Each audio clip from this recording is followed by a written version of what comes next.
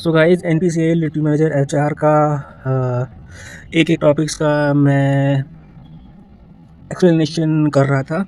सो उसका एक पार्ट मैंने कवर कर रखा है। सो वो वीडियो मैंने अपलोड कर दिया है, वो लोग आई होप आप लोगों ने देख लिया होगा। और उसका ही ये सेकेंड पार्ट है जिसमें बाकी के और जो क्वेश्चन आए वो सारे यहाँ पर मैं कवर करूँगा इस वाली वीडियो में।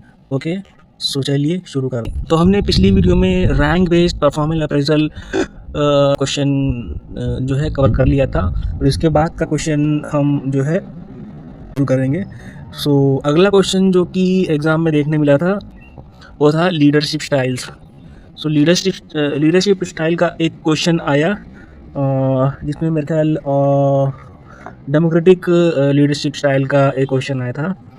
सो हम जानेंगे कि इससे पहले डेमोक्रेटिक लीडरशिप स्टाइल जाने से पहले हम जानेंगे लीडरशिप स्टाइल होती क्या है। सो लीडरशिप क्या होता है? लीडरशिप स्टाइल का मतलब होता है लीडर का वो तरीका जिससे कि वो अपनी टीम को गाइड, मोटिवेट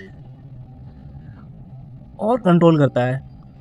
एचआर पर्सपेक्टिव से अगर देखा जाए तो लीडर का direct impact employ motivation, performance, morale, retention, culture and industrial relation पर पड़ता है। इसके बाद हम देखेंगे कि लीडरशिप स्टाइल कौन कौन सी हैं।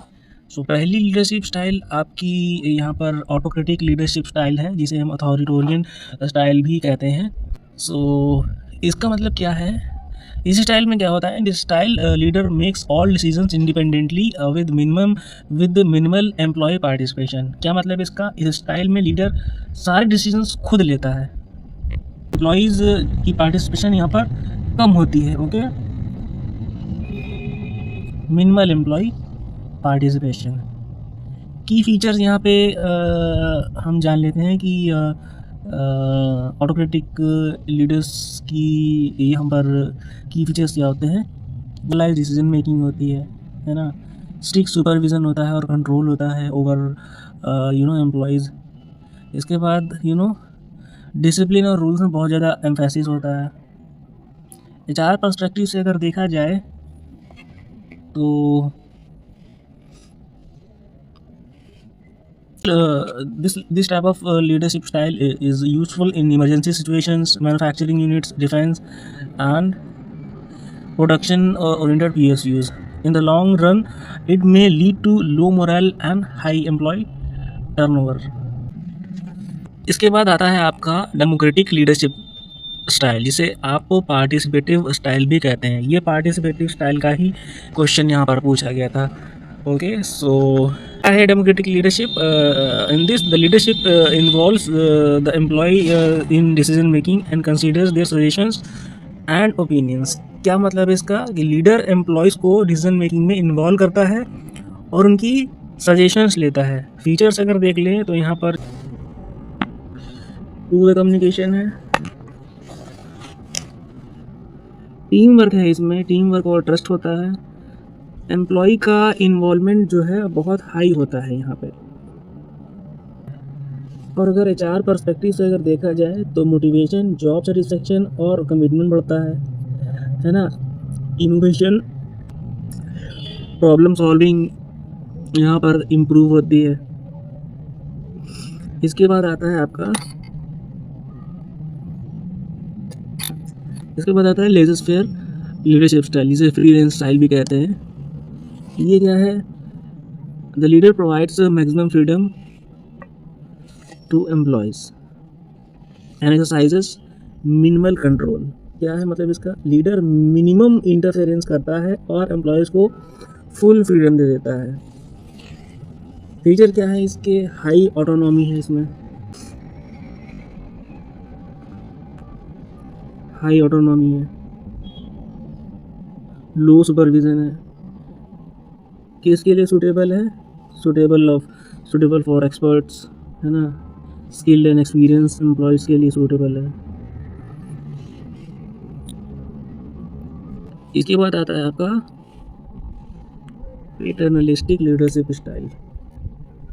Paternalistic leadership style leader father like role play करता है ना।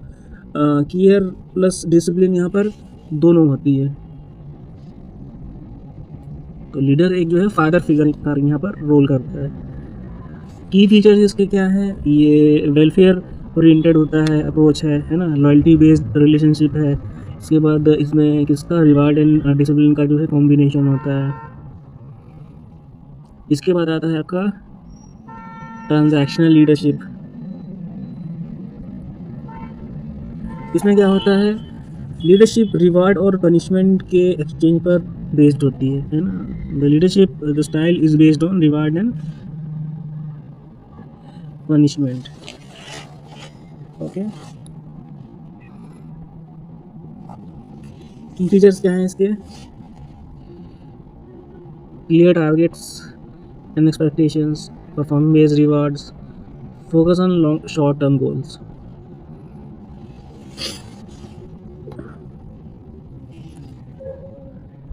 HR पर्सपेक्टिव से बात करें तो sales production target base job के लिए ये इफेक्टिव है। क्रिएटिविटी और इनोवेशन कम होती है लेकिन इसमें। इसके बाद आता है आपका ट्रांसफॉर्मेशनल लीडरशिप स्टाइल। इसमें क्या होता है, the leader inspires and motivates employees with a clear vision encouraging them to perform beyond expectations. इसमें क्या होता है कि लीडर विजन इंस्पायर करता है और एम्प्लॉयज़ को मोटिवेट करता है, क्या, to go beyond the expectations, है ना। और फीचर्स क्या है इसके, इंस्पिरेशन, मोटिवेशन होता है ना, पर्सनल डेवलपमेंट होता है, चेंज ओरिएंटेड होता है ये लीडरशिप।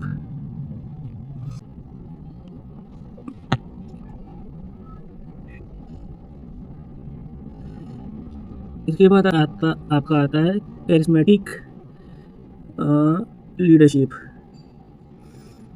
कैरिस्मेटिक लीडरशिप क्या होता है, the leader influences the followers through strong personality, communication skills and emotional appeal. Okay, तो लीडर अपनी पर्सनालिटी और कम्युनिकेशन स्किल्स से फॉलोअर्स को इन्फ्लुएंस करता है। की फीचर्स क्या है इसके, इसमें स्ट्रॉन्ग विजन होता है, इमोशनल कनेक्शन विद एम्प्लॉयज़ होता है, हाई फॉलोअर लॉयल्टी होती है। इसके बाद आता है आपका सिचुएशनल लीडरशिप स्टाइल, इसे हर्षे ब्लैंकार्ड मॉडल भी कहते हैं। इसमें क्या होता है, the leader adapts leadership style according to the situation and employ maturity level. Okay, क्या है मतलब, लीडर सिचुएशन और एम्प्लॉय मैच्योरिटी के हिसाब से स्टाइल चेंज करता है। स्टाइल इसमें क्या क्या इंक्लूडेड है, telling, selling, participating, delegating. HR perspective से अगर देखा जाए तो ट्रेनिंग और एम्प्लॉय डेवलपमेंट के लिए बहुत ही अच्छा है ना, फ्लेक्सिबल और प्रैक्टिकल अप्रोच है। इसके बाद आता है आपका ब्यूरोक्रेटिक लीडरशिप। ये भी ज़्यादातर क्वेश्चन में पूछ लिया जाता है, कई एग्ज़ाम में आ चुका है। क्या है ये, leadership is based on strict adherence to rules, procedures and hierarchy. Okay, तो लीडरशिप रूल्स, प्रोसीजर्स और हायरार्की पर बेस्ड होती है ना। फीचर्स क्या हैं, strict adhere to rules, low flexibility है इसमें, लेकिन इसमें फॉर्मल अथॉरिटी होती है ना, रूल बेस्ड डिसीजन मेकिंग होती है और लो फ्लेक्सिबिलिटी होती है। तो आपका ये था जो है लीडरशिप स्टाइल का टॉपिक। तो यहाँ पर सारे टॉपिक कवर किए हमने लीडरशिप स्टाइल से। और अगर हम इसकी समरी देखेंगे, वन व्यू में अगर देखेंगे कि सारे स्टाइल का क्या मतलब है, तो ऑटोक्रेटिक स्टाइल की बात करें, ऑटोक्रेटिक लीडरशिप स्टाइल में तो इसमें हाई कंट्रोल होता है, लो मोटिवेशन होता है।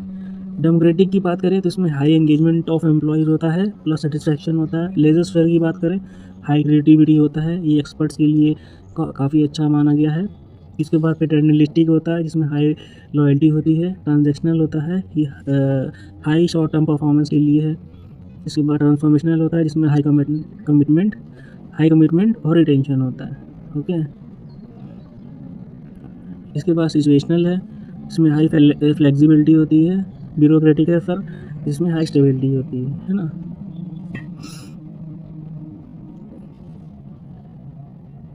एक लाइन में अगर लीडरशिप स्टाइल को समझें तो leadership style significantly influence the employee motivation, performance, organisation culture and effectiveness from an HR perspective.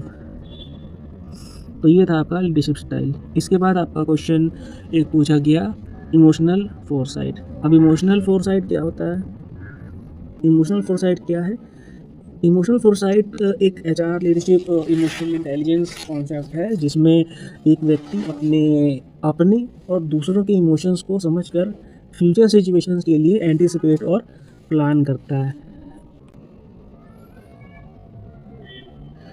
Simple भाषा में अगर देखा जाए कि इमोशनल फोरसाइट क्या है, तो इमोशनल फोरसाइट का मतलब है अपने और दूसरे लोगों के इमोशनल रिएक्शंस को पहले से समझकर फ्यूचर सिचुएशंस में सही डिसीजंस और एक्शन लेने की एबिलिटी। की फीचर्स इसमें देखेंगे, इसके की फीचर्स क्या हैं? Anticipating emotional reactions in future situation, considering emotional impact while making decisions, linked with emotional intelligence and leadership.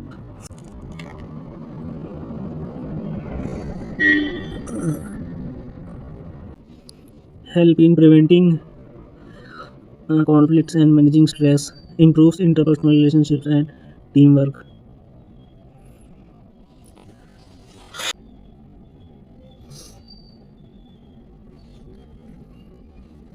तो एग्जाम्पल अगर समझा जाए तो किसी कंपनी में एम्प्लॉयज़ के टास्क के लिए जो है टीम में टाइट डेडलाइन है। ओके, सो लीडर एंटिसिपेट करता है कि लोग स्ट्रेस्ड हो सकते हैं, सो लीडर पहले से ही सपोर्ट सिस्टम और एनकरेजमेंट प्लान कर लेता है ना। इसको कहते हैं इमोशनल फोरसाइट। बेनिफिट्स क्या हैं इसके? Better team management, improve interpersonal relationships, है ना, stressed and conflict reduction, effective leadership. One line में अगर हम लोग समझें कि इमोशनल फोरसाइट क्या है, तो इमोशनल फोरसाइट एक एबिलिटी है जिसमें व्यक्ति फ्यूचर सिचुएशंस में अपने और दूसरों के इमोशनल रिएक्शंस को एंटिसिपेट करके सही डिसीजन लेता है। इसके बाद आपका एक क्वेश्चन आया जॉब रोटेशन का। अब जॉब रोटेशन क्या है? देखिए, जॉब रोटेशन एक HR प्रैक्टिस है जिसमें एम्प्लॉयज़ को एक ही ऑर्गेनाइजेशन के डिफरेंट जॉब रोल्स में पीरियडिकली शिफ्ट किया जाता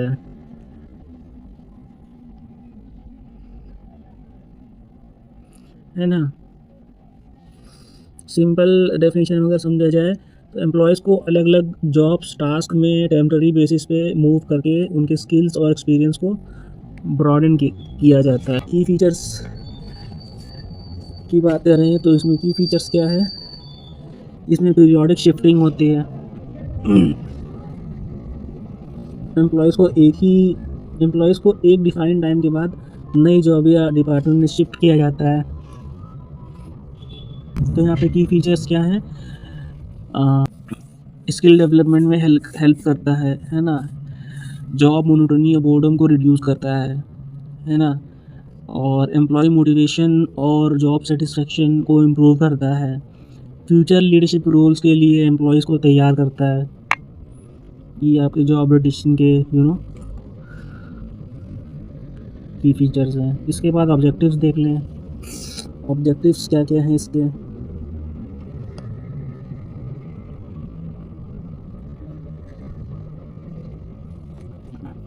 एम्प्लॉय बोर्डम मोनोटोनी कम करना, to develop a multitask workforce, multitask skilled workforce को डेवलप करना, है ना। एम्प्लॉय फ्लेक्सिबिलिटी को इंक्रीज करना, to implement and succession planning, career development और सक्सेशन प्लानिंग को सपोर्ट करना। जॉब रोटेशन वन लाइन में अगर समझा जाए जॉब रोटेशन क्या है, तो जॉब रोटेशन एक एचआर प्रैक्टिस है जिसमें एम्प्लॉयज़ को अलग अलग रोल्स में शिफ्ट करके स्किल, एक्सपीरियंस और मोटिवेशन एनहेंस किया जाता है। ओके, इसके बाद एक क्वेश्चन आया एम्प्लॉय लीजिंग का। एम्प्लॉय लीजिंग क्या है? एम्प्लॉय लीजिंग एक एचआर वर्कफोर्स मैनेजमेंट प्रैक्टिस है जिसमें ऑर्गेनाइजेशन अपने लिए एम्प्लॉयज़ हायर नहीं करता, बल्कि लीजिंग कंपनी यानी कि स्टाफ एजेंसी से एम्प्लॉयज़ हायर करता है और उन्हें टेम्परेरीली क्लाइंट ऑर्गेनाइजेशन में काम करने के लिए प्रोवाइड किया जाता है। सिंपल डेफिनेशन में समझा जाए तो एम्प्लॉयज़ को स्टाफिंग एजेंसी से लीज करके क्लाइंट ऑर्गेनाइजेशन में टेम्पररी या फिर कॉन्ट्रैक्चुअल बेसिस पे काम पर लगाया जाता है। की फीचर्स क्या हैं इसके? कि third party employ are on the payroll on the leasing company, client company controls day to day work and supervision, leasing company handle salary, PF, PSI, tax and compliance, common in PSUs, manufacturing and services sectors. Example अगर देख लें तो PSU requires HR staff for a short-term project. Instead of permanent hiring, it takes employees on lease from an HR outsourcing firm. The firm pays salaries and manages compliance while the PSU assigns the work. Okay. Advantages क्या हैं? It reduces administrative burden, है ना, cost effective and flexible workforce होता है इसमें, easy hiring and termination easy होता है। इसके बाद फोकस किस में होता है? कोर बिजनेस एक्टिविटीज़ में होता है। लिमिटेशन क्या है? Lower employee loyalty, limited control over the HR policies, legal and compliance risk if not manage properly. ये सारे आपके लिमिटेशंस हैं। मोबाइल लाइन में अगर समझा जाए तो एम्प्लॉय लीजिंग एक HR प्रैक्टिस है जिसमें ऑर्गेनाइजेशन स्टाफिंग एजेंसी से एम्प्लॉयज़ हायर करके टेम्परेरीली उन्हें काम पर लगाती है और एजेंसी सैलरी और बेनिफिट्स हैंडल करती है। ओके, इसके बाद आया आपका एक क्वेश्चन जॉब एनालिसिस का। एनालिसिस क्या होता है? देखिए, जॉब एनालिसिस एक सिस्टमैटिक प्रोसेस है जिसमें किसी भी जॉब के टास्क, रिस्पॉन्सिबिलिटी, स्किल्स और रिक्वायरमेंट्स को आइडेंटिफाई और डॉक्यूमेंट किया जाता है। ये HR के लिए recruitment, training, performance appraisal, compensation और करियर प्लानिंग के लिए बेस प्रोवाइड करता है। और डेफिनेशन में अगर समझा जाए तो जॉब के ऑब्जेक्टिव्स, ड्यूटीज़, रिस्पॉन्सिबिलिटीज़, स्किल्स और क्वालिफिकेशंस को सिस्टमैटिकली स्टडी करके डॉक्यूमेंट करना, इसे कहते हैं आपका जॉब एनालिसिस।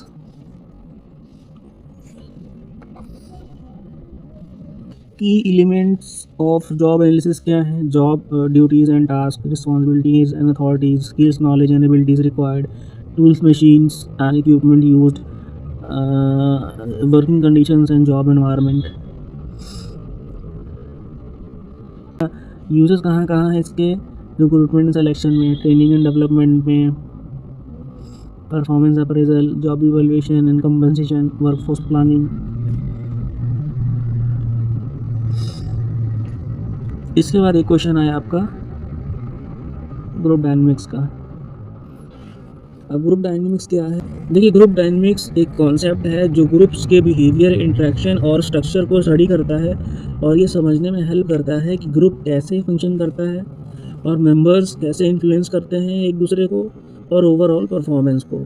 सिंपल भाषा में अगर समझा जाए तो ग्रुप डायनेमिक्स का मतलब है study of behaviours, interactions, norms, roles and influence patterns among members of a group जो ग्रुप की इफेक्टिवनेस और परफॉर्मेंस को अफेक्ट करते हैं। की एलिमेंट्स क्या हैं ग्रुप डायनेमिक्स के? Group roles and responsibilities, group norms and values, communication patterns, leadership and influence, group cohesion and conflict. Features क्या हैं इसके? Interaction among the members, interdependence of the group members, common goals, influence on individual behaviour. Organisation के लिए important क्यों है? क्या करता है? Improves team work and cooperation, enhances group performance, helps in conflict resolution, increases job satisfaction and morale, है ना। ये है आपका ग्रुप डायनेमिक्स। इसके बाद आपका एक क्वेश्चन आया role of human resource HR का। So what is this? The role of human resource HR is to manage people effectively in an organization so that organizational goals are achieved efficiently while ensuring employee satisfaction and development. तो HR का role क्या है? देखिए human resource HR department का main role है organisation के employees को manage करना और उनकी पोटेंशियल को मैक्सिमाइज़ करना ताकि ऑर्गेनाइजेशंस के गोल्स अचीव हो सकें। सिंपल भाषा में अगर समझा जाए कि एचआर का रोल क्या है, तो एचआर का रोल है एम्प्लॉयज़ को रिक्रूट, डेवलप, मोटिवेट और रिटेन करना और उन्हीं से एनवायरनमेंट में काम करने का मौका देना, प्रोडक्टिविटी और जॉब सेटिस्फेक्शन जिससे कि दोनों इम्प्रूव हो, है ना। की रोल्स क्या हैं आप एचआर के? पहला रोल है आपका man power planning and recruitment, है ना, फोरकास्ट करना मैन पावर नीड्स, है ना, राइट कैंडिडेट्स को रिक्रूट और सेलेक्ट करना। इसके बाद जो है ट्रेनिंग एंड डेवलपमेंट का रोल होता है ना, ट्रेनिंग नीड्स को आइडेंटिफाई करना, है ना, एम्प्लॉय स्किल्स को एनहेंस करना, उनकी कॉम्पिटेंसीज़ को एनहेंस करना। इसके बाद आपका आता है परफॉर्मेंस मैनेजमेंट, है ना, परफॉर्मेंस अप्रेजल सिस्टम्स को डिज़ाइन करना, है ना, एम्प्लॉय परफॉर्मेंस को इम्प्रूव और मॉनिटर करना, कंपनसेशन बेनिफिट्स, वेज और सैलरी एडमिटेशन करना, rewards and benefits management, employee relations and IR, है ना, maintaining healthy employer employee relationship, handling trade unions and resolving disputes.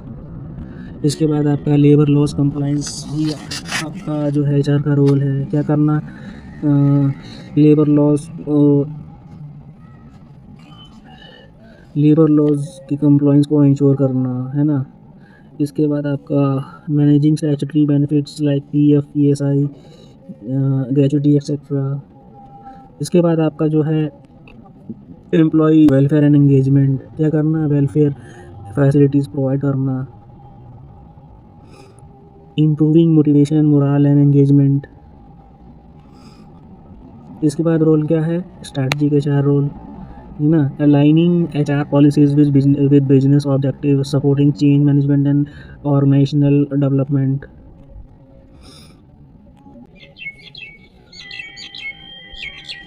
इसके बाद आपका एक क्वेश्चन आया ईपीएफ एक्ट का आया, एम्प्लॉयज़ प्रोविडेंट फंड एक्ट 1952। क्या है ईपीएफ एक्ट? देखिए ईपीएफ एक्ट कहता है एम्प्लॉयर्स और एम्प्लॉयज़ के कंट्रीब्यूशंस के थ्रू प्रोविडेंट फंड, पेंशन और इंश्योरेंस बेनिफिट्स प्रोवाइड करना जो एम्प्लॉयज़ के रिटायरमेंट के बाद फाइनेंशियल सिक्योरिटी इंश्योर करे। इसके बाद ऑब्जेक्टिव क्या है इसके ईपीएफ एक्ट के? देखिए ऑब्जेक्टिव हैं आपके to provide retirement benefits to employees, to promote long term savings, to ensure social security for employees and their families. Applicability कहाँ पे है? अप्लाइज टू एस्टेब्लिशमेंट एम्प्लॉइंग 20 और more employees, applicable to factories and notified establishments. Main provisions क्या क्या हैं इसके? Employee का contribution यहाँ पे 12% of basic wages plus DA रहेगा। एम्प्लॉयर का contribution 12% of basic wages plus DA. Manage किसके थ्रू होता है ये? ईपीएफओ के थ्रू, यानी employees provident fund organisation. Schemes क्या क्या है ईपीएफ के तहत? Employees provident fund, employees pension scheme, employees deposit linked insurance scheme जिसे ईडीएलआई कहते हैं। बेनिफिट क्या है? लमसम अमाउंट एट रिटायरमेंट मिलेगा, pension benefits, insure. One line में समझें ईपीएफ एक्ट क्या है? तो ईपीएफ एक्ट 1952 एम्प्लॉयज़ को प्रोविडेंट फंड, पेंशन और इंश्योरेंस बेनिफिट प्रोवाइड करने के लिए बनाया गया है। सोशल सिक्योरिटी लेजिस्लेशन है। ओके, इसके बाद एक क्वेश्चन है प्लेकेटिंग थ्योरी का। आप प्लेकेटिंग थ्योरी क्या है? देखिए प्लेकेटिंग थ्योरी एक ऑर्गेनाइजेशनल बिहेवियर ये फिर HR कॉन्सेप्ट है जो कि एम्प्लॉयज़ के ग्रीवेंसेस और डिससेटिस्फैक्शन को हैंडल करने पर फोकस करता है। इस थ्योरी के अकॉर्डिंग ऑर्गेनाइजेशन माइनर कंसेशंस या फिर बेनिफिट्स प्रोवाइड करके एम्प्लॉयज़ को सेटिस्फाइड रखने की कोशिश करता है। सिंपल भाषा में कुछ समझा जाए तो प्लेटफॉर्म थ्योरी का मतलब है ऑर्गेनाइजेशन एम्प्लॉयज़ के डिससेटिस्फैक्शन को रिड्यूस करने के लिए उन्हें कंसेशंस, पर्क्स या फिर बेनिफिट्स देकर उनकी कंप्लेंट्स को टेम्पररीली सेटिस्फाई करता है। की आइडियाज़ ऑफ प्लेकेटिंग थ्योरी क्या है? Workers dissatisfaction leads to conflict, management should address grievances early, providing concessions helps in maintaining harmony, focuses on appeasement rather than confrontation. Advantages क्या है, क्या करता है? स्ट्राइक्स और लॉकआउट्स को रिड्यूस करता है, इंडस्ट्रियल पीस मेंटेन करता है, एम्प्लॉय का मोरल शॉर्ट टर्म के लिए इम्प्रूव करता है। लिमिटेशन क्या है? May encourage unreasonable demands, not a long term solution, है ना, do not address root cause of conflict. ये था आपका प्लेकेटिंग थ्योरी। एक क्वेश्चन आया आपका कम्युनिकेशन से। कम्युनिकेशन तो आप सभी को पता ही होगा, ये तो आप अपने कोर्स में आप पढ़ते ही आए हैं, हर एक कोर्स में आपको पढ़ाया गया है, चाहे वो बीटेक हो, चाहे वो BCA हो, इसके बाद आपने MBA में भी पढ़ा। होता क्या है, देखिए कम्युनिकेशन एक प्रोसेस है जिसमें इंफॉर्मेशन, आइडियाज़, थॉट्स, फीलिंग्स और मैसेज को सेंडर से रिसीवर तक कन्वे किया जाता है और समझने के लिए फीडबैक लिया जाता है ना। सिंपल भाषा में समझें तो इंफॉर्मेशन, आइडियाज़ और इमोशंस को इफेक्टिवली शेयर करना, समझना और फीडबैक लेना, है ना।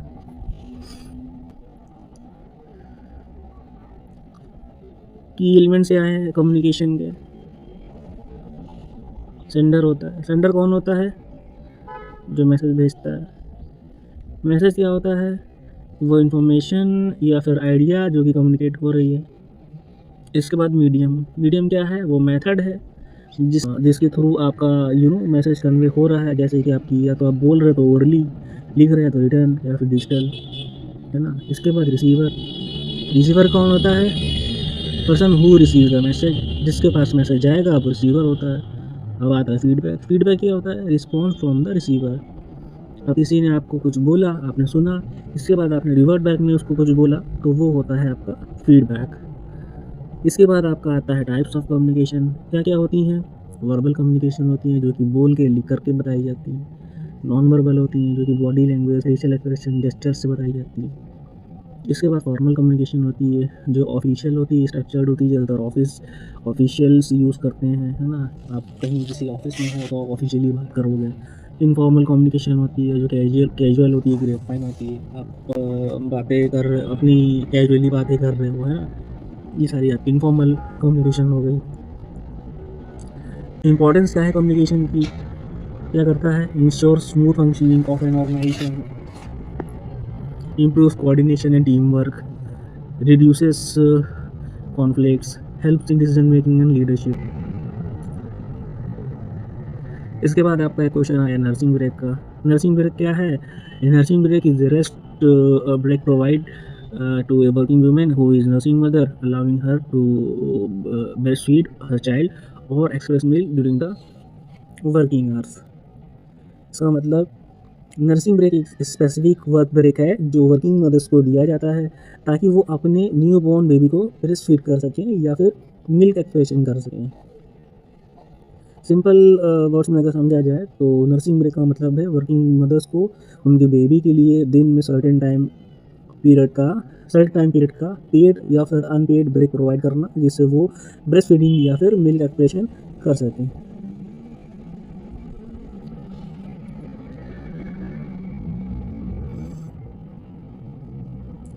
लीगल बेसिस अगर देख लिया जाए तो ये मैटरनिटी बेनिफिट के तहत यहाँ पर जो है लागू किया गया है। 2 नर्सिंग ब्रेक आपको दिए जाएंगे एज ए इंटरवल।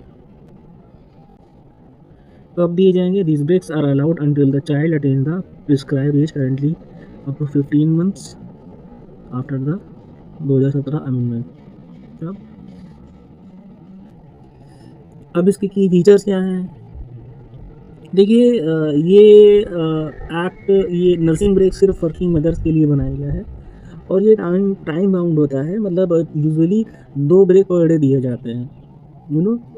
ये पर्पस स्पेसिफिक होता है, ब्रेस्ट फीडिंग के लिए, एक्सप्रेशन मिल्क के लिए, है ना। ये आपका जो है राइट बेस है, मतलब इसको एम्प्लॉयर द्वारा रिफ्यूज़ नहीं किया जा सकता है। एम्प्लॉयर को ये प्रोवाइड करना ही करना पड़ेगा, है ना। ये क्या करता है, एनकरेज करता है मदर को और चाइल्ड हेल्थ को। एग्जांपल पे अगर देख लिया जाए, अगर कोई फीमेल एम्प्लॉय है जो कि 12 मंथ ओल्ड बेबी की मदर है, तो उसको वर्क डे में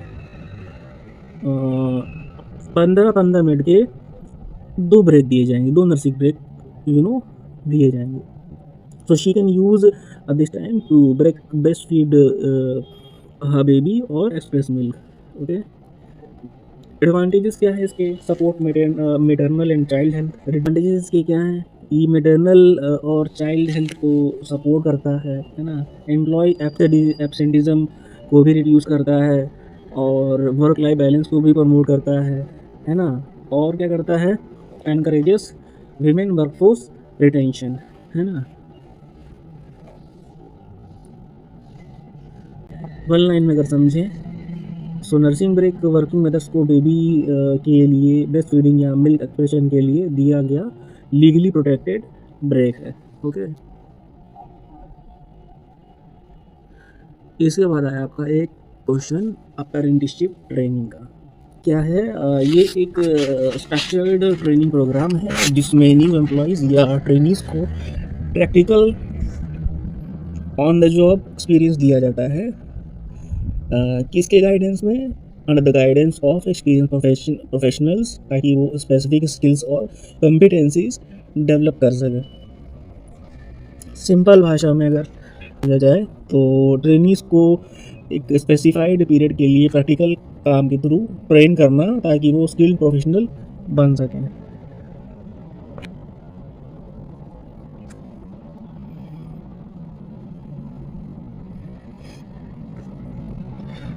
लीगल बेसिस अगर इसका देखें तो govern by apprentices act 1961 applicable to industries and establishment notified by the government. Key features क्या है इसके? Combination of practical training and theoretical education. इसमें क्या है? कॉम्बिनेशन होता है किसका? प्रैक्टिकल ट्रेनिंग का और थ्योरेटिकल एजुकेशन का। Apprentices work under the skill supervisor और मेंटर्स। क्या होता है? अप्रेंटिस किसके अंडर वर्क करते हैं? स्किल सुपरवाइजर और मेंटर्स के अंदर, है ना। इसमें फिक्स ट्रेनिंग पीरियड होता है। अप्रेंटिसेस को पे किया जाता है, they are paid stipend not wages, मतलब उन्हें वेज नहीं दी जाती है, उनको स्टाइपेंड दिया जाता है। जो कई आती जो जॉब आती ना, स्टाइपेंड्री अप्रेंटिस और ये सारी जो वो चीज़ अप्रेंटिस ट्रेनिंग ही होती है। ऑब्जेक्टिव क्या है आपका? To develop skilled man power, यानी कि आपका स्किल्ड मैन पावर को डेवलप करना, है ना। To bridge the gap between education and industry needs, to improve the employability of trainees. Example अगर देख लें तो a diploma holder undergoing training in a PhD workshop under a senior technician is an example of apprenticeship training.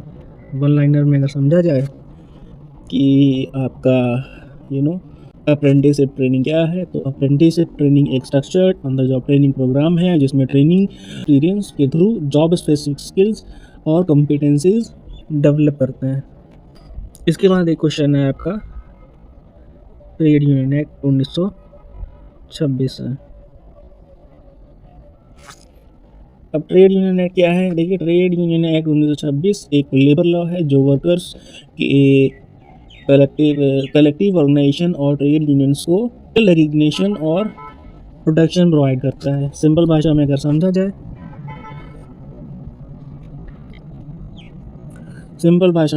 तो workers को trade union बनाने, register करने और अपने इंडस्ट्रियल राइट्स के लिए कलेक्टिवली एक्ट करने का लीगल फ्रेमवर्क प्रोवाइड करना।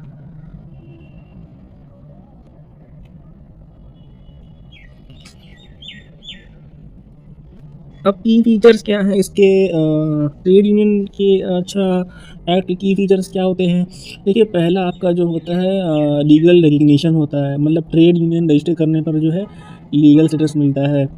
इसके बाद राइट ऑफ वर्कर्स, यानी कि कलेक्टिव बार्गेनिंग, इंडस्ट्रियल एक्शन और रिप्रेजेंटेशन करने का मौका मिलता है। इसके बाद प्रोटेक्शन होता है किसका, एम्प्लॉयर का। मेंबर्स को एम्प्लॉयर के अनफेयर ट्रीटमेंट से प्रोटेक्ट करता है ना। इसके बाद आपका जो है रजिस्ट्रेशन की इसमें बात होती है। स्टेट गवर्नमेंट के अंडर रजिस्टर करना compulsory for legal benefits.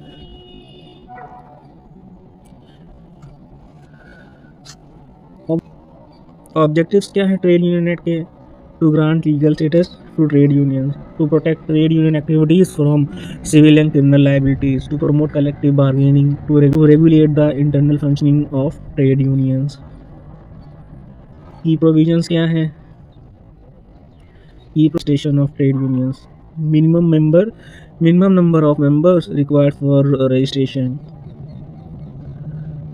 rights and immunities of registered trade union, duties and liabilities of trade unions, cancellation of registrations। Applicability कहाँ है, एप्लीकेबिलिटी इसकी देखें तो applies to workers and employers forming trade unions, covers trade unions in all sectors. Online में बन जाता है कि ट्रेड यूनियन एक्ट क्या है, तो trade union act 1926 provides legal recognition and protection to trade unions. इसके बाद एक क्वेश्चन आया आपका एम्प्लॉय स्टॉक ऑप्शन प्लान, यानी कि ईसॉप का। ईसॉप कई एग्ज़ाम में आपसे पूछा जा चुका है, तो इसे आप बहुत अच्छी तरीके से पढ़ लो और इसको अपनी मेमोरी में सेव कर लो। होता क्या है स्टॉक ऑप्शन प्लान, देखिए स्टॉक ऑप्शन प्लान है जिसे एम्प्लॉय स्टॉक ऑप्शन प्लान भी कहा जाता है, एक एम्प्लॉय इंसेंटिव स्कीम है जिसमें एम्प्लॉयज़ को कंपनी के शेयर खरीदने का ऑप्शन दिया जाता है एक फ़िक्स प्राइस या डिस्काउंट पे फ्यूचर में, है ना। सिंपल वर्ड्स में अगर समझा जाए तो एम्प्लॉयज़ को कंपनी के शेयर खरीदने का राइट देना जिससे उनका इंटरेस्ट ऑर्गेनाइजेशन के ग्रोथ और परफॉर्मेंस से अलाइन हो जाए। की डिटेल्स क्या हैं इसके, गिवन एज अ रिवार्ड और incentive for performance and loyalty, shares can be purchased after a vesting period, helps in employee retention and motivation, aligns employee interest with company growth. How it works, the company grants stock options to employees, option based after a certain period. Employee exercises the option by buying shares. Employee may hold or sell shares as per rules.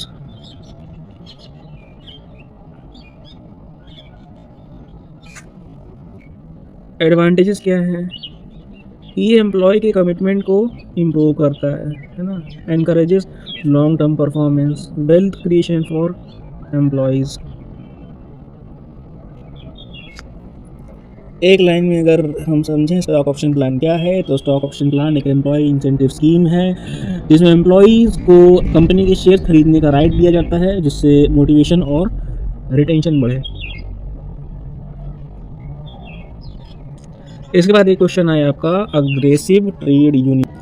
So question कुछ इस तरह से पूछा गया था कि वो कौन सी यूनियन है जो अपनी डिमांड फुलफिल कराने के लिए वायलेंस का यूज़ करती है। सो जो यूनियन या फिर एम्प्लॉय ग्रुप वायलेंस का यूज़ करता है अपनी डिमांड्स को अचीव करने के लिए, उसे वाइल्ड ट्रेड यूनियन या फिर मिलिटेंट या फिर अग्रेसिव यूनियन कहा जाता है। सिंपल भाषा में अगर समझा जाए तो अग्रेसिव ट्रेड यूनियन क्या है, देखिए अग्रेसिव यूनियन वो यूनियन है जो फोर्स, स्ट्राइक या फिर वायलेंस या फिर इंटिमिडेशन का यूज़ करके अपनी डिमांड्स एम्प्लॉयर से एनफोर्स करता है।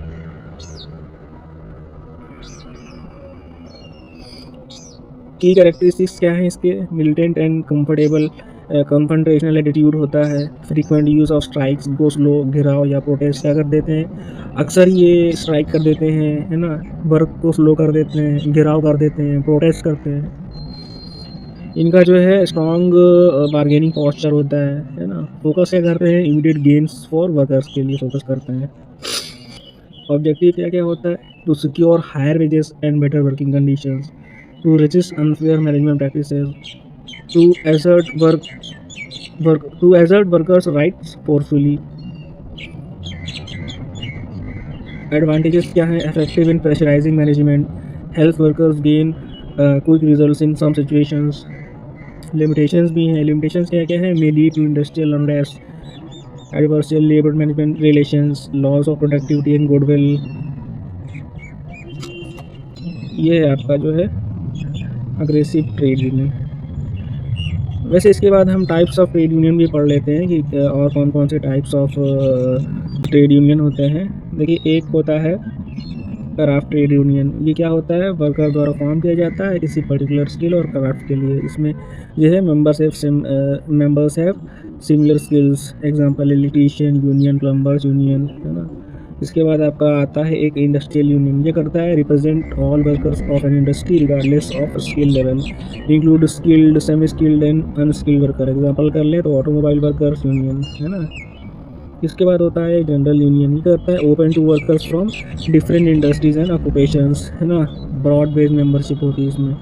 एग्जांपल देख लें तो general labour union. White collar union, ये क्या होता है? फॉर्म बाय क्लरिकल, सुपरवाइजरी या फिर प्रोफेशनल एम्प्लॉयज़। एग्जांपल देख लिया जाए तो आपका बैंक एम्प्लॉयज़ यूनियन। इसके बाद होता है आपका स्टाफ यूनियन, स्टाफ एसोसिएशन। ये क्या होता है? फॉर्म बाय नॉन मैनुअल और ऑफिस स्टाफ। ये कॉमन है किसमें? पीएसयूज और बैंक में। होता है कंपनी यूनियन। क्या operate within one organisation only, sometimes management supported. इसके बाद federations of trade union national level. Example NTUC, AUTC, CITU. इसके बाद आपका क्वेश्चन आया लॉकआउट का।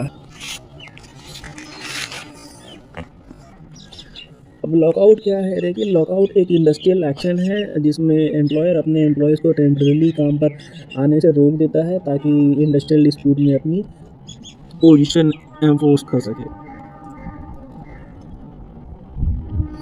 सिंपल डेफिनेशन में अगर समझा जाए तो लॉकआउट का मतलब है एम्प्लॉयर का डिसीज़न जिसमें वो एम्प्लॉयज़ को एम्प्लॉयर के डिसीज़न जिसमें वो एम्प्लॉयज़ को वर्क प्लेस में एंट्री से डिनाई करता है, और यूजुअली वेजेस और वर्क कंडीशंस के डिस्प्यूट के केस में, ताकि प्रेशर क्रिएट किया जा सके।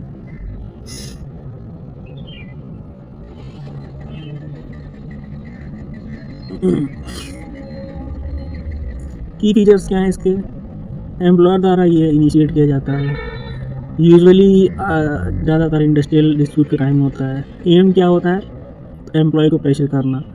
Temporary closure of work place हो जाता है इसमें। एम्प्लॉयज़ में लूज वेजेस ड्यूरिंग लॉकआउट, मतलब लॉकआउट के टाइम में उनको वजह से हाथ धो बैठ सकते हैं। लीगल बेसिस क्या है इसका? डिफाइन किसमें किया गया है? आईडी एक्ट में। एप्लीकेबल कहाँ है? To industrial establishment. Certain conditions must be met before a legal lockout. Example क्या है? Employees strike demanding higher wages, employer lock the factory for 3 days to force them to negotiate return to work. क्या है यहाँ पे? Employees को demand कर रहे हैं अपनी हायर वेजेस के लिए कि उनकी वेजेस बढ़ाई जाए। एम्प्लॉयर क्या करता है? 3 दिन के लिए फैक्ट्री को बंद कर देता है ना, और उनको बोलता है कि आप नेगोशिएट करो और वर्क पे आओ। एम्प्लॉयर के लिए एडवांटेज क्या है? Puts pressure on striking employees, can protest asset और business operation during unrest. Disadvantages क्या है? Loss of production and revenue, strain employer employ relations, legal complications if not totally justified.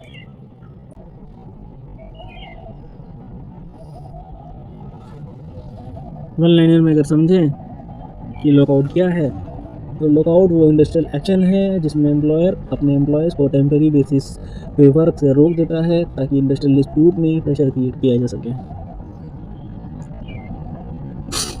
इसके बाद एक क्वेश्चन आया ओरिएंटेशन का। ओरिएंटेशन क्या है? ओरिएंटेशन एक HR प्रोसेस है जिसमें न्यूली ज्वाइन एम्प्लॉयज़ को ऑर्गेनाइजेशन पॉलिसीज़, कल्चर और जॉब रोल से इंट्रोड्यूस कराया जाता है ताकि वो अपनी रिस्पॉन्सिबिलिटीज़ इफेक्टिवली समझ सकें और जल्दी अडेप्ट कर सकें।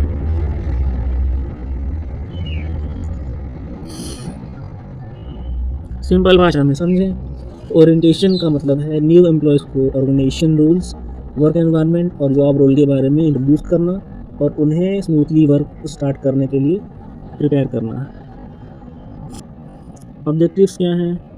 इंट्रोड्यूस द ऑर्गेनाइजेशन, मतलब ऑर्गेनाइजेशन को इंट्रोड्यूस करना। क्या? ऑर्गेनाइजेशन के mission, vision, culture and structure. Explain the job role, है ना, क्या क्या एक्सप्लेन करना कि आपका जॉब रोल क्या है, जॉब की ड्यूटीज़, रिस्पॉन्सिबिलिटीज़, रिपोर्टिंग, रिलेशनशिप्स, है ना। इसके बाद अक्वेंट विद पॉलिसीज़, कंपनी के रूल्स रेगुलेशंस, है ना, कोड ऑफ कंडक्ट के बारे में जानकारी देना।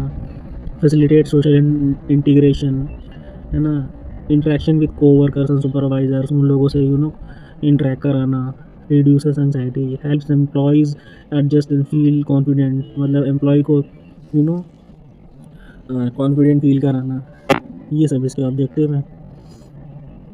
मेथड्स क्या है ओरिएंटेशन के? फॉर्मल ओरिएंटेशन प्रोग्राम, यानी क्लासरूम सेशंस होगा, प्रेजेंटेशंस होगा। इनफॉर्मल ओरिएंटेशन क्या है? On the job guidance by supervisors और कलीग्स, मेंटरिंग या फिर बड़ी सिस्टम। इसमें क्या है? Assigning a senior employee to guide the new. Benefit क्या है इसके? Faster adjustment and better productivity, reduce employee turnover, increase job satisfaction, है ना। ये सारे आपके बेनिफिट हैं। इसके बाद आपका एक लाइन में अगर समझा कि ओरिएंटेशन क्या है, तो ओरिएंटेशन एक HR प्रोसेस है जिसमें न्यूली जॉइन एम्प्लॉयज़ को ऑर्गेनाइजेशन, पॉलिसीज़ और जॉब रोल से फैमिलियर कराया जाता है ताकि वो जल्दी और इफेक्टिवली अडेप्ट कर सकें। इसके बाद एक क्वेश्चन है आपका, TNA से आया आपका, training need analysis with respect of return on investment. अब जान लेंगे कि TNA क्या है।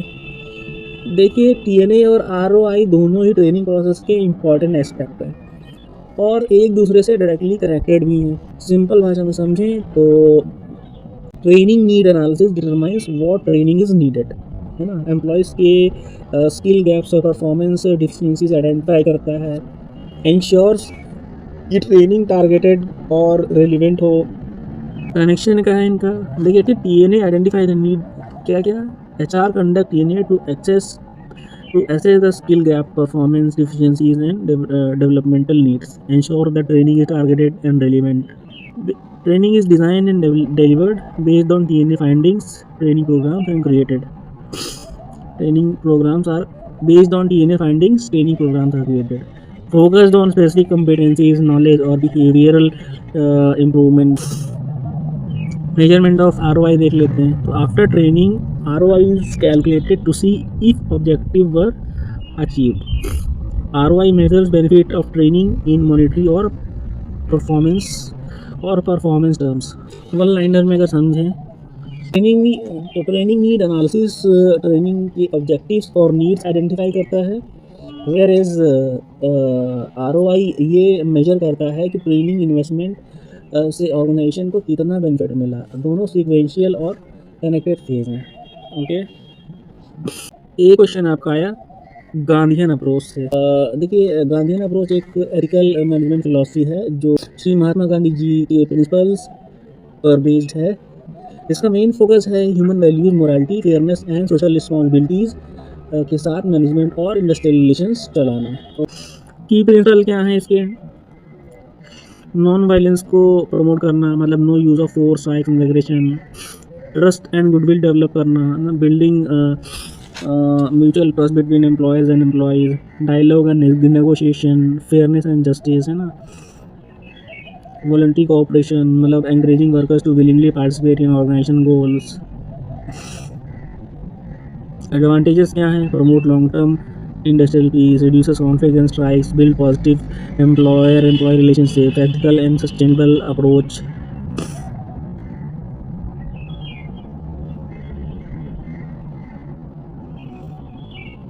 इसके बाद एक क्वेश्चन आपका है टाइप ऑफ परफॉर्मेंस अप्रेजल। जो है क्या परफॉर्मेंस अप्रेजल? देखिए, performance appraisal is the process of evaluating an employee's job performance and contribution to the organization. There are several types based on method and approach and purposes. Types of performance appraisal क्या है? Traditional या फिर trade based appraisal क्या करता है?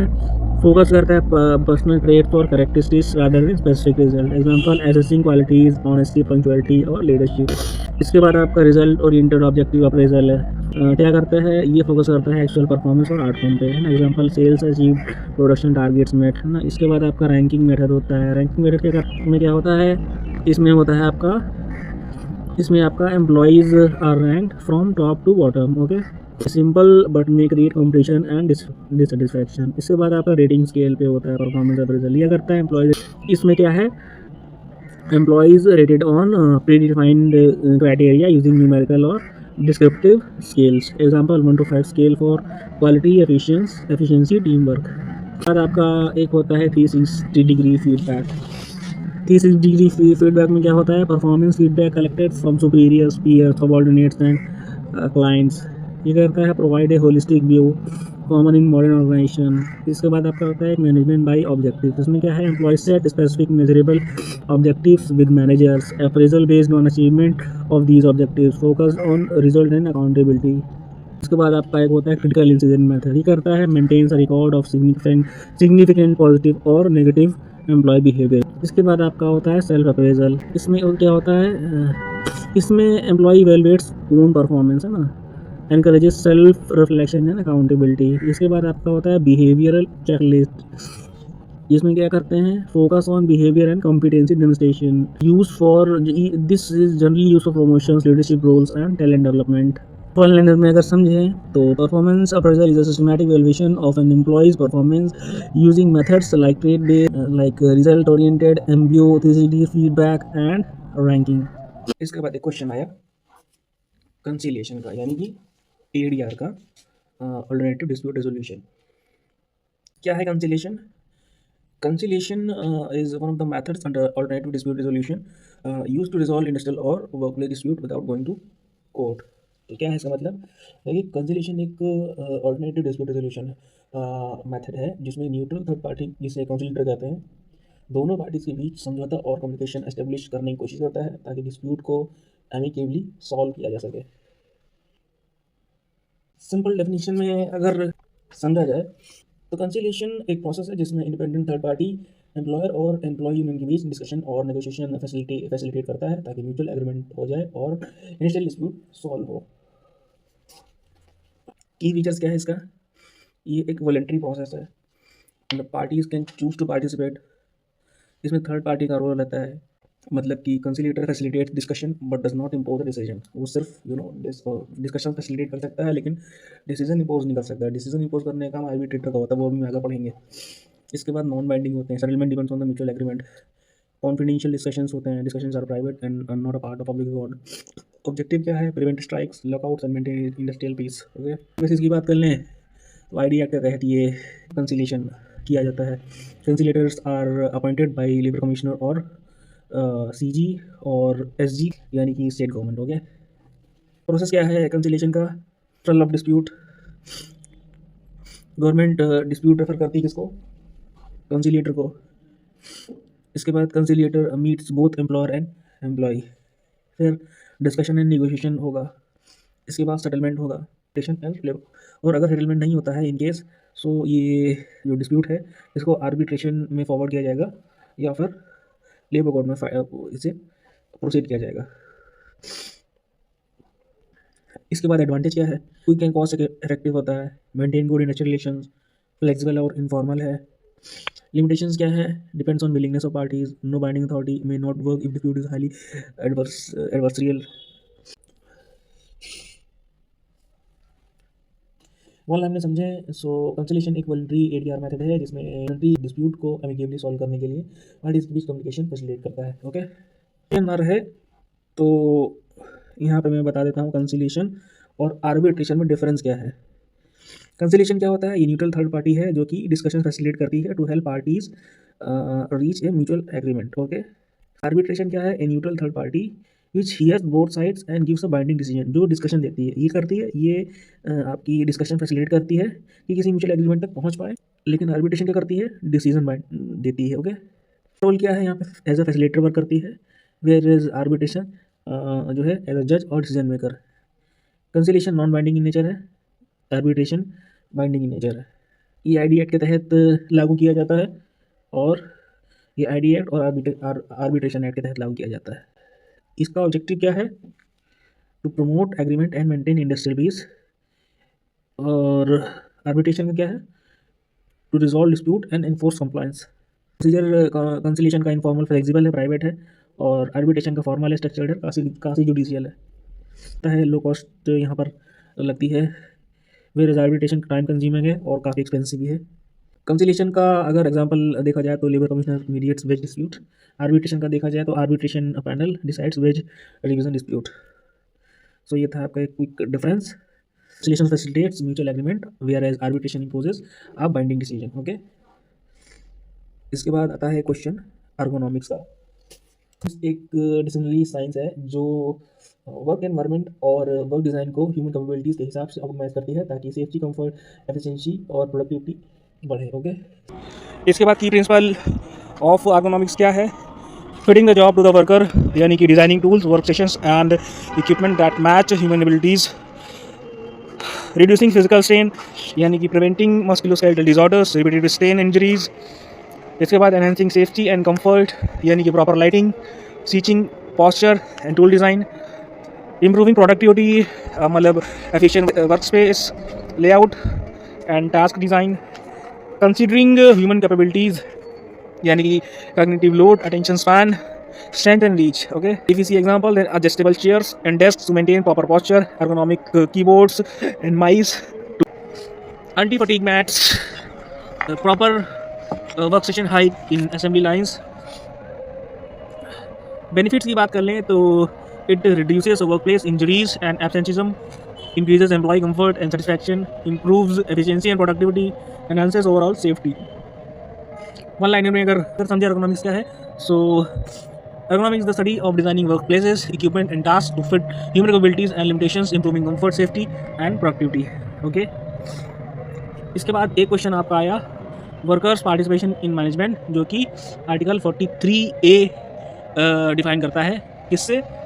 DPSP से। Article 43A is the part of the directive principle of the state policy in the constitution. It emphasizes workers' participation in the management of industries to promote industrial peace। Okay, simple definition में अगर समझा जाए तो article 43A state that the state shall take steps to secure the participation of workers in the management of undertakings और industries in which they are employed. Okay, तो यहाँ पे article 43A आपको ये राइट देता है, वर्कर्स को ये राइट देता है कि वो मैनेजमेंट में पार्टिसिपेशन कर सकते हैं। ओके, की फीचर्स क्या हैं इसके? पार्ट ऑफ ये DPSP का पार्ट है, कौन किस पे है? पार्ट 4 ऑफ कॉन्स्टिट्यूशन में ये डिफाइन किया गया है। ये नॉन जस्टिसेबल है, यानी कि कोर्ट में ये not enforceable in court of law. Okay, introduced by 42nd amendment. Objective क्या है इसका? Promote industrial democracy and employee involvement in decision making. Scope क्या है? All industries where workers are employed, यानी हर इंडस्ट्रीज में जहाँ पर वर्कर्स एम्प्लॉयड हो। ओके, पर्पस क्या है इसका? To give workers a voice in management decisions, to reduce industrial disputes, to improve efficiency, productivity and mutual cooperation. Okay, to promote equity and fairness in industries.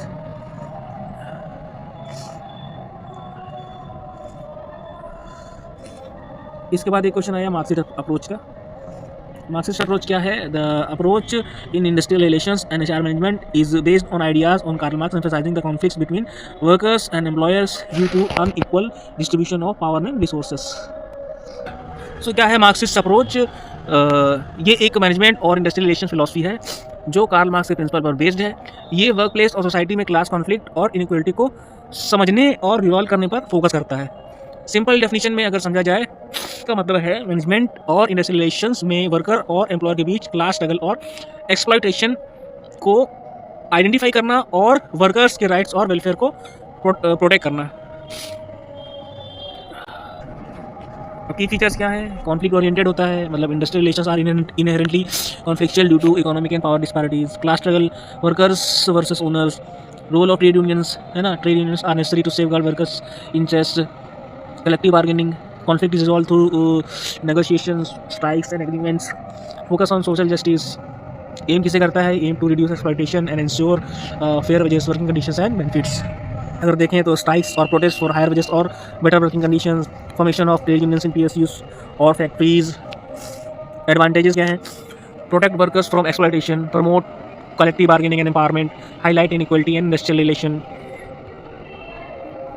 इसके बाद एक question आया career development का। Career development क्या है?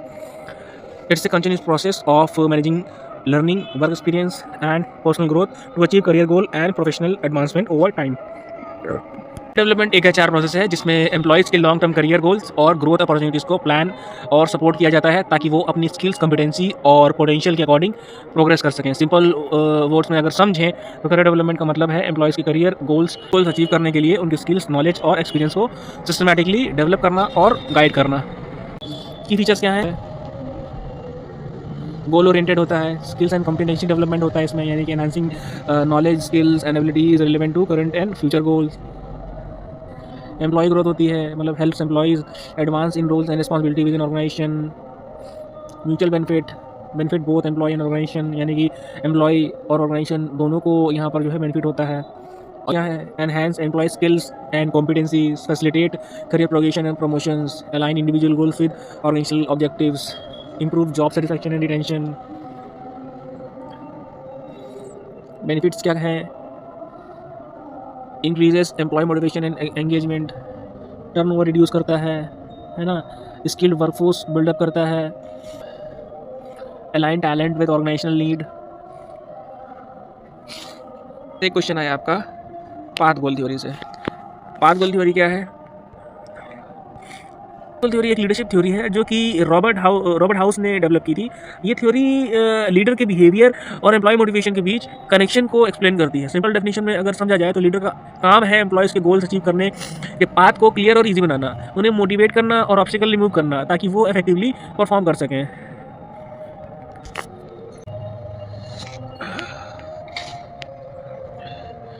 की concept क्या है पाथ गोल थ्योरी के? लीडर्स रोल, यानी कि help employees achieve their goals, remove obstacles and provide resources।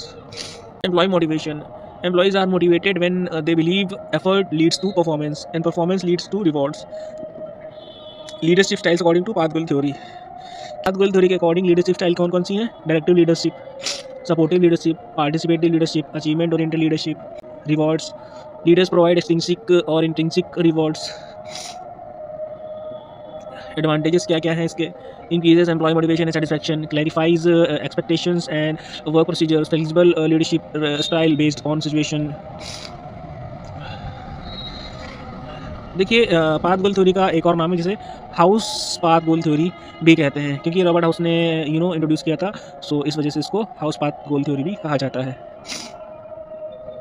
इसके बाद एक क्वेश्चन आया पर डिपार्टमेंटलाइजेशन का। डिपार्टमेंटलाइजेशन क्या होता है? डिपार्टमेंटलाइजेशन एक मैनेजमेंट प्रोसेस है जिसमें ऑर्गेनाइजेशन के सिमिलर एक्टिविटीज़ और फंक्शंस को ग्रुप में डिवाइड किया जाता है ताकि वर्क एफिशिएंसी, कोऑर्डिनेशन और कंट्रोल इम्प्रूव हो। डिपार्टमेंट सिंपल भाषा में समझें तो डिपार्टमेंटलाइजेशन का मतलब है ऑर्गेनाइजेशन के काम को ग्रुप्स में डिवाइड करना ताकि सिमिलर एक्टिविटीज़ एफिशिएंटली मैनेज की जा सकें और रिस्पॉन्सिबिलिटी क्लियर डिफाइन हो। ऑब्जेक्टिव्स क्या क्या हैं इसके? Specialisation, employees focus on specific task, मतलब कि employees focus on specific task. Coordination, यानी कि easier management and supervision. Clarity of roles, मतलब clear responsibility for each department. Efficiency, reduces duplication of works. Effective decision making, मतलब department heads manage their unit. Types of departmentalisation क्या है?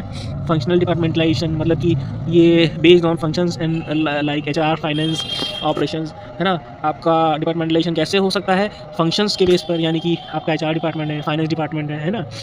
Product के आपका product में departmentalisation, यानी कि product के बेस पे, है ना, प्रोडक्ट लाइंस के बेस पे। इसके बाद आपका geographical departmentalisation based on regions और locations. Customer departmentalisation based on types of customers.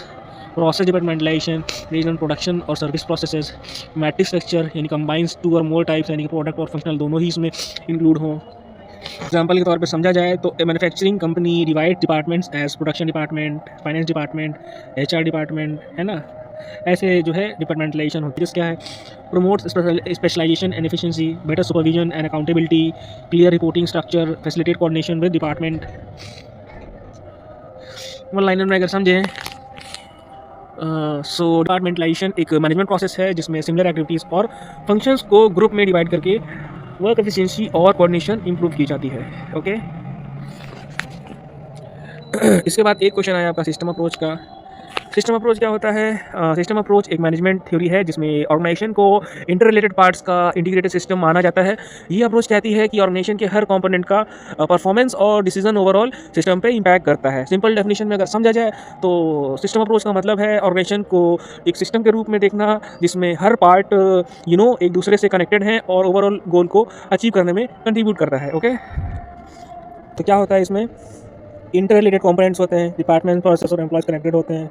Holistic view होता है जो focus on organisation as a whole system not individual parts. Open system है, organisation interacts with external environment like customer suppliers government, है ना। Goal oriented होता है, all मतलब कि all subsystems work together to achieve organisational objectives. Feedback mechanism, है ना। Continuous monitoring and feedback help in corrective action. Advantages क्या है इसके? helps in better coordination and integration, provides a comprehensive view of organizational operations, improve decision making, adapts to change in the environment।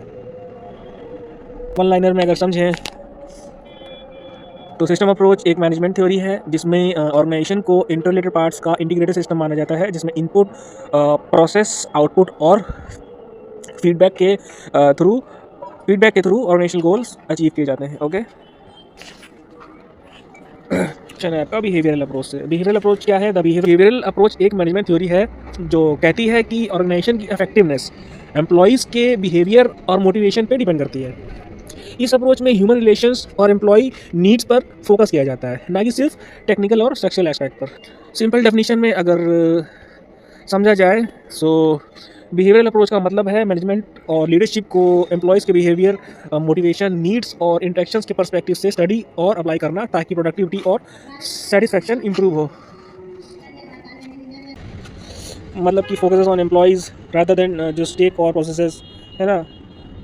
Motivation and needs, consider psychological and social needs of workers. Leadership and communication होता है इसमें, effective leadership and communication. Group dynamics है, emphasises team work, operation and conflict resolution. Human relations की बात करता है, promotes positive work environment and employee satisfaction. Advantages क्या क्या हैं इसकी? Improves employee satisfaction and morale, है ना। Productivity, enhances productivity through motivation. Conflicts and absence reduce करता है। टीम वर्क एंड कम्युनिकेशन को प्रमोट करता है। वन लाइनर में अगर समझा जाए तो बिहेवियरल अप्रोच का मतलब है मैनेजमेंट और लीडरशिप को एम्प्लॉयज़ के बिहेवियर, मोटिवेशन, नीड्स और इंटरेक्शंस के पर्सपेक्टिव से स्टडी करना और अप्लाई करना ताकि सो वन लाइन में समझें। सो बिहेवियरल अप्रोच मैनेजमेंट में एम्प्लॉयज़ के बिहेवियर, मोटिवेशन और नीड्स को फोकस करता है ताकि प्रोडक्टिविटी, सेटिस्फैक्शन और ऑर्गेनाइजेशनल इफेक्टिवनेस इंप्रूव हो। एक क्वेश्चन आया स्पिल ओवर इफेक्ट का। Spill over effect refers to the situation where attitudes, behaviours और emotions in one area of life influence और spill over into another area. In HR and management it often relates to how work experiences affect personal life and vice versa. So क्या है? देखिए, spill over effect एक concept है जो describe करता है कि एक एरिया का एक्सपीरियंस या बिहेवियर दूसरे एरिया को अफेक्ट करता है और एचआर और वर्क प्लेस के कॉन्टेक्स्ट में यूजुअली वर्क लाइफ बैलेंस और एम्प्लॉय बिहेवियर के लिए यूज़ होता है। सिंपल भाषा में अगर समझा जाए, जब एक एक्टिविटी, एक्सपीरियंस या बिहेवियर जैसे कि काम का स्ट्रेस या सेटिस्फैक्शन दूसरे लाइफ एरिया में ट्रांसफर हो जाता है और उस पर इम्पैक्ट डालता है। की पॉइंट देखेंगे। पॉजिटिव स्पिल ओवर क्या है? स्किल्स, सेटिस्फैक्शन और motivation gain at work improve personal life. Example, leadership skills at work enhance community involvement. Negative spill over क्या है? स्ट्रेस, फटीग और conflict at work affects personal life. आपका bidirectional spill over can occur from work to personal life and personal life to work life. Okay, bidirectional क्या है? आपका दोनों तरफ से होगा, मतलब कि आपका वर्क से पर्सनल लाइफ में भी होगा और पर्सनल लाइफ से भी वर्क लाइफ में होगा, है ना। एग्जाम्पल देख लें। A motivated and satisfied employee brings positivity home, improving family relationships. Work stress spills over to home, causing irritability और health issues. Positive family support enhance productivity and morale at work. One line में अगर इसे समझें, सो spill over effect क्या है? वो phenomena है जिसमें एक लाइफ डोमेन का एक्सपीरियंस या बिहेवियर दूसरे डोमेन को पॉजिटिवली या नेगेटिवली अफेक्ट करता है। ओके, सो हो गए आपके पूरे question cover. NPCIL deputy manager HR से रिलेटेड जो भी क्वेश्चन आए मैंने यहाँ पर पूरे के पूरे कवर किए और उसका और एक क्वेश्चन का मैंने एक्सप्लेनेशन किया। आई होप ये वीडियो आप सभी लोगों के लिए बेनिफिशियल रहा होगा और आई होप आप इन सारे क्वेश्चंस को कवर कर रहे होंगे और आने वाले एग्ज़ाम्स के लिए भी प्रिपेयर कर रहे होंगे खुद को। कवर हो चुके हैं और अब मैं पूरा कोर्स तैयार कर रहा हूँ आपके लिए मैनेजमेंट ट्रेनिंग HR का, जिसमें आपके लॉस के सारे एक्ट मैं कवर करूँगा। आपका फैक्ट्री एक्ट हुआ, माइन एक्ट हुआ, इसके बाद पेमेंट ऑफ ग्रेच्युटी हुआ और इसके बाद आपका पेमेंट ऑफ वेजेस एक्ट हुआ, मिनिमम वेजेस एक्ट हुआ और आपका ये सारे के सारे एक्ट जो हैं वो सारे एक्ट मैं यहाँ पर कवर करूँगा और उसके बाद आपका HR पोर्शन भी मैं यहाँ पर कवर करूँगा। एक एक टॉपिक में जो है सारा कुछ कवर करने वाला हूँ। सो आई होप आप सभी के लिए ये सारे जो भी स्टडी मटेरियल मैं प्रिपेयर कर रहा हूँ आपके लिए बेनिफिशियल हो रहे होंगे। टॉपिक पे अगर वीडियो चाहिए तो मुझे आप कमेंट कीजिए, मैं उस वीडियो पे आपके लिए स्टडी मटेरियल तैयार कर दूँगा। इसके अलावा मैंने आपके लिए विज़न HR की प्लेलिस्ट बना रखी है। में आपको करना क्या है, आपको ये प्लेलिस्ट ओपन कर लेनी है और उसके बाद आपको जो है प्ले ऑल पे क्लिक कर देना है और फिर आपके पास एक एक वीडियो आपको यहाँ पर देखनी है। इसमें क्या किया है मैंने, एक एक टॉपिक पोस्टर में आपको सारी डिटेल्स में वो चीज़ समझा दी है, टॉपिक्स को पूरा फुल एक्सप्लेन कर रखा है। तो आपको पढ़ने की ज़रूरत नहीं है, आपको ज़्यादा कुछ इसमें कुछ हमें देखना है और पूरा आपको एक पूरी पिक्चर आपकी क्लियर हो जाएगी कि ये टॉपिक क्या है। सो ये सारे जितने भी टॉपिक्स यहाँ पर हैं, अभी तो कुछ टॉपिक्स हैं, बाकी और टॉपिक्स मैं यहाँ पर ऐड करूँगा इस प्लेलिस्ट में। सो ये प्लेलिस्ट भी आप ज़रूर जा करके देखिएगा, ये बहुत बेनिफिशियल रहेगी आई होप आपके लिए। अब पूरा कोर्स प्रिपेयर करके मैं यहाँ पर अपलोड करूँगा। सो ठीक है, बने रहिए चैनल में और चैनल वीडियोस को लाइक कीजिए और जो लोग भी मैनेजमेंट ट्रेनिंग HR से रिलेटेड किसी भी एग्ज़ाम की तैयारी कर रहे हैं सो उनको भी ये वीडियो शेयर कीजिए और अगर आप इस चैनल में नए हैं तो चैनल को सब्सक्राइब कीजिए, चैनल सब्सक्राइब ना किया हो सब्सक्राइब कर लीजिएगा। मिलेंगे नेक्स्ट वीडियो में। Thank you.